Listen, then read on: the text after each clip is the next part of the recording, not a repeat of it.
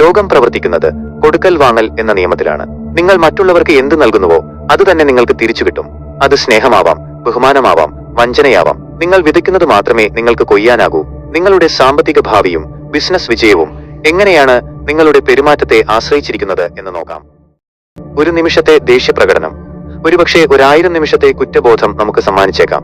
അതുകൊണ്ട് ഓരോ വാക്കും ഓരോ പ്രവൃത്തിയും കരുതലോടെയാവണം. മറ്റുള്ളവരെ പരിഹസിക്കരുത്. ന്യൂനതകളില്ലാത്ത മനുഷ്യരില്ല. എല്ലാം തികഞ്ഞവരായി ദൈവം ആരെയും സൃഷ്ടിച്ചിട്ടില്ല. എല്ലാവരിലും കുറവുകളുണ്ട്. ആ കുറവുകളെ ചൂഷണം ചെയ്യാനോ പരിഹസിക്കാനോ ഉള്ള അവകാശം നമുക്കില്ല. ബഹുമാനം നൽകിയാൽ മാത്രമേ നമുക്ക് ബഹുമാനം ലഭിക്കൂ. നിങ്ങളുടെ ചിന്തകളാണ് ആദ്യം മാറേണ്ടത്. ഞാൻ ചിന്തിക്കുന്നത് മാത്രമാണ് ശരി എന്ന തോന്നലാണ് പല പ്രശ്നങ്ങളുടെയും അടിസ്ഥാനം. ഈ ലോകം വലിയൊരു പാഠശാലയാണ്. എല്ലാവരിൽ നിന്നും പഠിക്കുക, എന്നാൽ ആരെയും അന്ധമായി പിന്തുടരാതിരിക്കുക. ബിസിനസ്സിൽ നിങ്ങളുടെ അറിവിനേക്കാൾ പ്രധാനം നിങ്ങളുടെ വിനയമാണ്.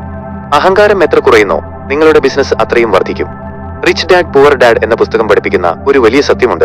ഞാൻ അഹങ്കാരിയായിരുന്ന സമയത്തൊക്കെ എനിക്ക് പണം നഷ്ടപ്പെട്ടിട്ടുണ്ട്. കാരണം അഹങ്കാരമുള്ളപ്പോൾ എനിക്ക് അറിയാത്ത കാര്യങ്ങൾ പ്രധാനമല്ല എന്ന് ഞാൻ വിശ്വസിക്കും. പലരും അവരുടെ അറിവില്ലായ്മയെ മൂടിവെക്കാനാണ് അഹങ്കാരത്തെ ഒരു മറയായി ഉപയോഗിക്കുന്നത്. ഇനി ധനകാര്യത്തിലേക്ക് വരാം. ദി സൈക്കോളജി ഓഫ് മണി എന്ന പുസ്തകം പറയുന്നത് ശ്രദ്ധിക്കുക. പണം സമ്പാദിക്കണമെങ്കിൽ നിങ്ങളുടെ അഹങ്കാരവും വരുമാനവും തമ്മിലുള്ള അന്തരം നിങ്ങൾ സൂക്ഷിക്കണം. എത്ര തന്നെ വരുമാനമുണ്ടെങ്കിലും ഇന്ന് തന്നെ അത് ചെലവഴിച്ച് ആഹ്ലാദിക്കുവാനുള്ള ത്വര നിയന്ത്രിച്ചില്ലെങ്കിൽ സ്വത്ത് സമ്പാദിക്കുക അസാധ്യമാണ്. നിങ്ങൾ ഏറ്റവും കൂടുതൽ ശ്രദ്ധിക്കേണ്ടത് ഇതാണ്. സമ്പാദ്യം കൂട്ടാനുള്ള ഏറ്റവും മികച്ച വഴി വരുമാനം വർദ്ധിപ്പിക്കലല്ല, നിങ്ങളുടെ വിനയം വർദ്ധിപ്പിക്കലാണ്. സത്യസന്ധതയും വിശ്വസ്തതയും ഓരോരുത്തർക്കും ആവശ്യം വിശ്വസിക്കാൻ പറ്റുന്ന ആളുകളെയാണ്. സത്യസന്ധതയ്ക്ക് പകരം വയ്ക്കാൻ മറ്റൊന്നിനുമാവില്ല. കയ്പാണെങ്കിലും സത്യം മാത്രം പറയുക. സത്യം പറയുന്നതിലൂടെ ഒരു വലിയ ഗുണമുണ്ട്.